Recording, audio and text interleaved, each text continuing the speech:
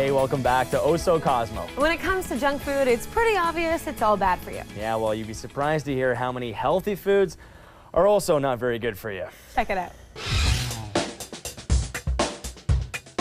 So I'm a busy girl. I usually grab frozen food, maybe a wrap, and a fudgesicle. Yeah, is that so wrong? Well, we're gonna find out about healthy eating, and I think you're gonna be surprised.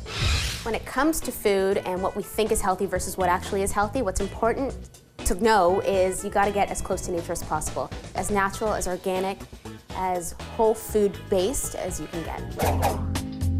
Well, coming in a box, you're coming with the territory of having to look at a label. So that gives you permission to look at the label and see what's in it, because you have a choice to make when you pick up a product like this. So you wanna look for things like added dairy into a product, added sugar that is unnecessary, sulfites, which is completely unnecessary in a product. What's the alternative to buying boxed granola?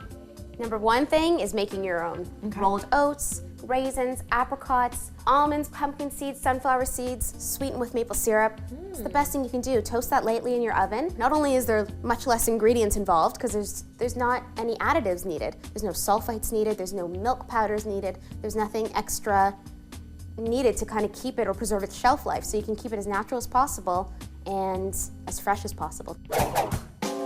So what's so bad about veggie burgers? A lot of store-bought veggie burgers or ones that you can get in restaurants are full of unnecessary ingredients. You shouldn't have to spend more than 2 seconds having to read an ingredient on a package. What was this one? Pyrodactyl. Yeah, so I don't even need to explain that to you because it's all man-made ingredients, which are so unnecessary in a veggie burger. So you can get a healthy one with up to all of 5 ingredients in there. Oh, and it's sunflower seeds and vegetables, very simple. And the ingredients here are, by the way, sunflower seeds, carrots, herbs, and sea salt. And brown rice. Oh yeah, and brown rice. Easy, easy. So easy and so healthy and hearty. Okay, so why do you have the OJ?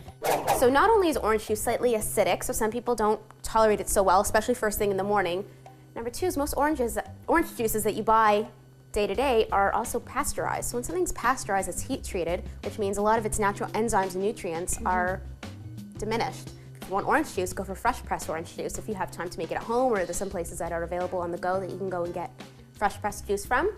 Or you can buy organic 100% fruit juices that also exist. Content-wise, sugar, label-wise, it might be the same between the two, but it's where the sugar's coming from and it's more natural, and you can also dilute your juice too. You can also do half water, half juice, and not have it so concentrated. Some people just, don't like drinking water, so they want to add a little bit of flavor to it. So calorie counting gets into a whole bunch of other issues. It depends on the person, of course, and what they're going through.